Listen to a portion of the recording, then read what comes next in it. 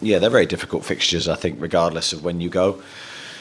But I think for us, I think we're just trying to attack the game in our way, as we have done in recent weeks. I think we've had really good preparation to our games. The players seem to be enjoying themselves. Entering the game in the right frame of mind to play. And we've got to try and hit that sweet spot again without any distractions. I'm sure the players will be ready for the games.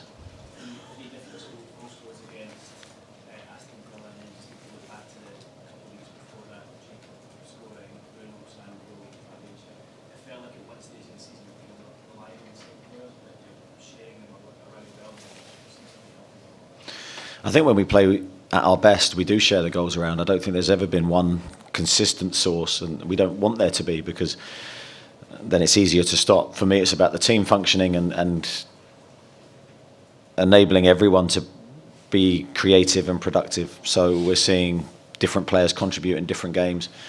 That pleases me no end. Of course, Alex, being our number 9, will want to score. But for me, I want goals from a huge range of different players, and I think we're seeing that, and that's great for us.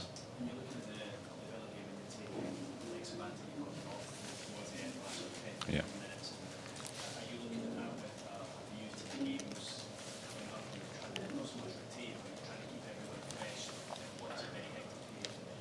Yeah, absolutely. I think if you can, the ideal is that you're not subjecting the same players to 90 minutes every game. I don't think that's going to do anyone any good at this stage of the season, when the games come thick and fast as they are. So given a chance to take Anthony off or Alex off at any time, I will try and take that opportunity, while giving players opportunities to play as well that are desperate to play. But what I can't do is do it to the detriment of the team. I've got to get the balance right, and I was pleased with the subs impact against Aston Villa. Damien Scott's leading credit. Damien? Can I just ask you about Martin Dubravka? Obviously, at the time there's a lot of speculation of his future. He's been thrust into the team, got 3 clean sheets in 4 games. He must be delighted with the character and the qualities. Yeah, very pleased with Martin. I think it's never easy to come in for a goalkeeper in any situation when you haven't played for a while, because again, it's about rhythm and it's about confidence. But Martin's picked it up from minute 1. I think he's distributed the ball really, really well. That's been a huge thing in his game. I think that's always been there. I think against Aston Villa, think back to a number of aerial claims, catches that he's taken under pressure. He's dealt with that aspect really well too. So I'm really pleased with Martin. What kind of a character is he behind the scenes? Because as you say, he's very, very patient. I'd say low maintenance, which is great from my perspective. He's not someone that needs a massive amount of contact time from me. He works really, really hard with the goalkeeper coaches in his training. Adam and Schwan care about all the goalkeepers that they have. Of course, they at times have to prioritise the work with the goalkeeper that's playing, but I see Martin at his maximum level every day, and he's, because of that training attitude, then when he does get to come into the team, he can hit the ground running as he has. Thank you. Scott? Obviously, 2 seasons ago you got the Champions League, last season Villa got the Champions League. There's been arguments that it's close shop, that you can't get in there. This year, probably even more than the last 2, with Man City being inconsistent, Man United where they are at the bottom half of the minute. It feels like there could be slots there for a Newcastle, a Forest, a Bournemouth, teams who, would not be part of that close shot necessarily. I think there's always an opportunity, but I get your question. This year seems unpredictable in terms of results. You see Chelsea lose today, and there's upsets most weeks. I think that's great for the Premier League. I said this before. I think it's great for the Premier League that you never quite know what's going to happen. That unpredictability, I think, brings excitement. And I think the challenge for us is to be the team that is consistent and to be the team that can produce results when not expected. And I think we're going into a run of fixtures now which will really test us. But it will probably be one of the deciding factors on where we finish. We're going to some tough away grounds, but we'll look forward to those and try and continue on good form. And you touched there on kind of freshening things up for keeping it, but actually, in the last 2 or 3 games, and not second-guessing your team, but it feels like at the moment it's fairly easy to pick your team, which it hasn't necessarily been at various stages this season. It hasn't felt like players have made themselves undroppable, if you like. I know you'd say no one's undroppable, but at the moment there are players who you will find it really hard not to pick, and that must be great from your point of view.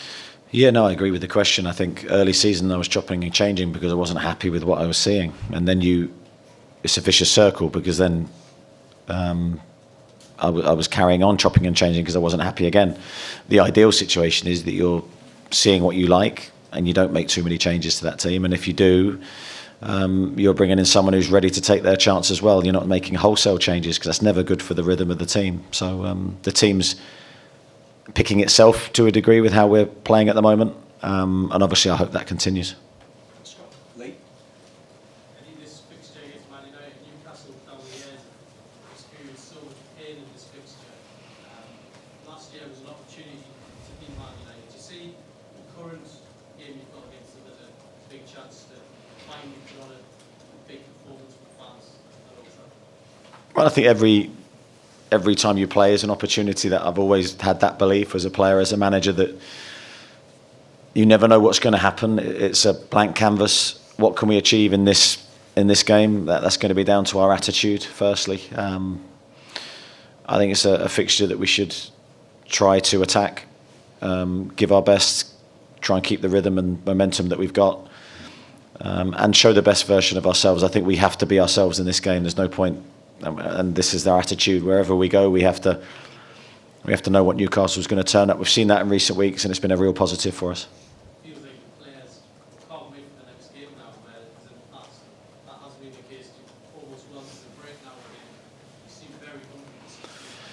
Well, I hope that we are hungry, and I hope we are looking forward to this game, and I hope we're ready for it, because it's a big test for us. It's a big opportunity, as I said a second ago, and we'll try and grab it if we can. Thanks. Go to Craig and I'll finish with Martin. Any approaching the end of the year, take a reflect on this sort of thing, but a bit of debate as to where Alexander Isak ranks in world football now in terms of strikers.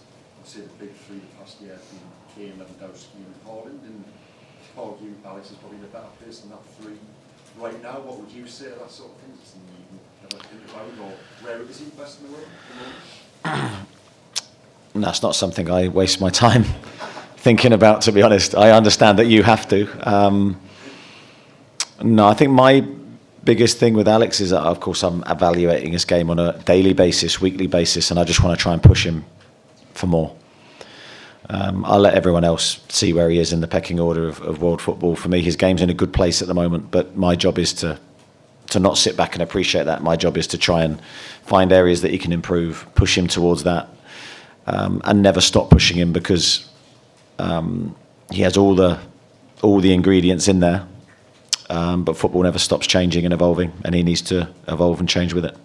So just quickly on that, you compared Sandwich and Alexander earlier in the day. I think you did, but I backed it up. You went along with it. I went along with it. Definitely helped us out. Is there anyone who Alexander Isak reminds you of? You've put me on the spot there.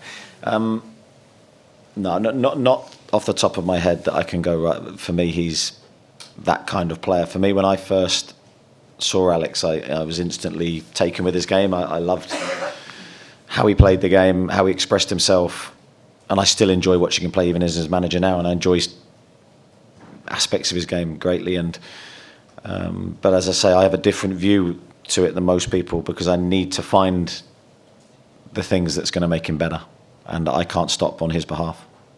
Thanks, Craig. Just Martin to finish. On a similar theme there, is there anything new you can tell us about Alexander in terms of his character and what he's like in the dressing room? I mean, he's calm, he's cool. He is what you see on the pitch. He doesn't really get flustered or overly emotional, which I think for a striker is a great quality, because he's that coolness that you see and calmness in front of goal is part of his personality, and it's what makes him the player that he is. He seems to have an extra half a second when other players don't. But I also think with Alex, he does want to improve, and this is the beauty of his attitude, is that he, when we give him information and we're talking to him about his game, he's responsive. He's not a closed shop. He's not in any way thinking that he's arrived at a certain place and that's it. He knows that he has to keep adding to his game, Premier League defenders are trying to stop him. So the challenge is great for him to continue to score freely as he is now. If there was a percentage mark for him in terms of his potential, where is he at? I don't know. I think there's a lot more to come from him. Our job is to help him deliver that. But of course, the main responsibility is on Alex to keep his focus, ignore all the plaudits. And I'd say the same if he's in a bad moment, ignore any criticism, stay focused on what you're doing. And of course, he's got to play his part in helping the team. He can't be selfish. It's got to be about the team and it's about Newcastle. And he plays his part more than anyone in that. And last one, I think it's something like 1 league win, 50 years at Old Trafford. How important is it to win that game? Yeah, I think whenever you get a statistic like that, you of course, you want to change it. I think the Aston Villa one coming here today was hit at me a number of times before the game, but it doesn't really mean anything. We still have to play the game, and this is a unique game, and we have to try and win it, and that will be the same for Manchester United.